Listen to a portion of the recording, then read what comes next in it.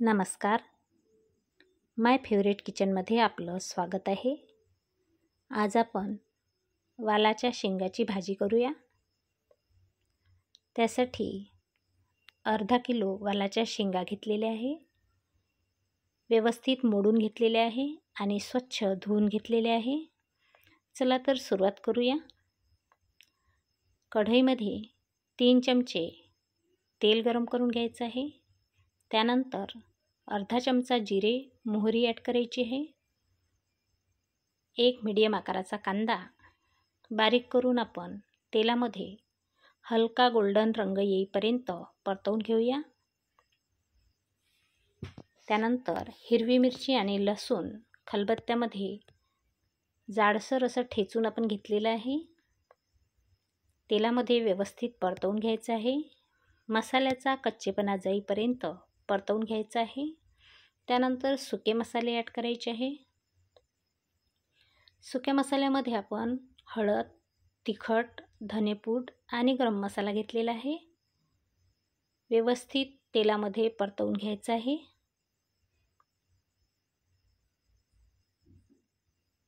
एक टोमॅटो बारीक करून आपण ॲड करूया. सोबतच चवीनुसार मीठ. मसाल्यामध्ये व्यवस्थित मिक्स करून घ्यायचं आहे. टोमॅटो शिजण्यासाठी 2 मिनिट झाकण ठेवूया. 2 मिनिटानंतर आपले टोमॅटो शिजलेले आहे.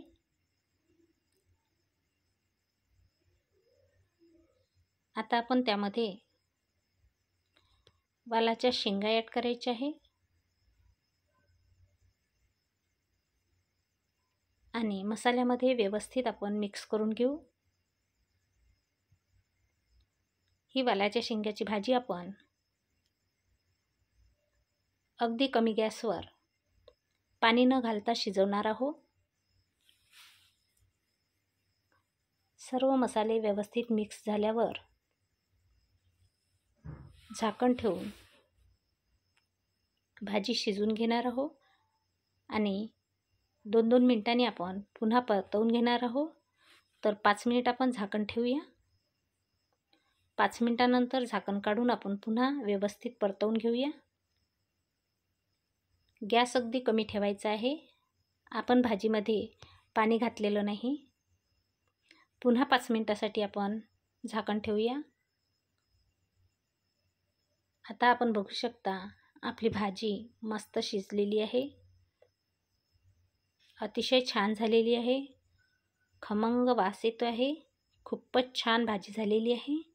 तर आता भाजलेल्या तिळाचे कूट आपण ॲड करूया. 2 चमचे मी भाजलेल्या तिळाचे कूट घेतलेले आहे.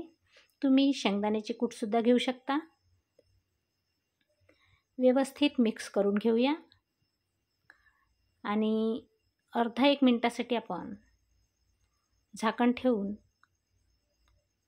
शिजवून घेणार आहोत. म्हणजे शेंगदाण्याचे किंवा तिळाचे कूट मस्त मिक्स होईल. 1 मिनिटानंतर आपण भाजीमध्ये कोथिंबीर ॲड करूया. आपली भाजी अगदी तयार झालेली आहे. आपल्याला हा व्हिडिओ कसा वाटला ते कमेंट करून सांगा. आवडल्यास लाईक करा, शेअर करा आणि चॅनलला सबस्क्राईब करायला विसरू नका. भाजी अतिशय छान झालेली आहे. ही भाजी आपण तोंडी लावण्यासाठी वापरू शकतो. डब्यावर नेण्यासाठी अतिशय चांगली आणि मस्त झालेली आहे. नक्की करून बघा. व्हिडिओ शेवटपर्यंत बघितल्याबद्दल धन्यवाद. पुन्हा भेटू अशाच व्हिडिओसोबत. तोपर्यंत नमस्कार.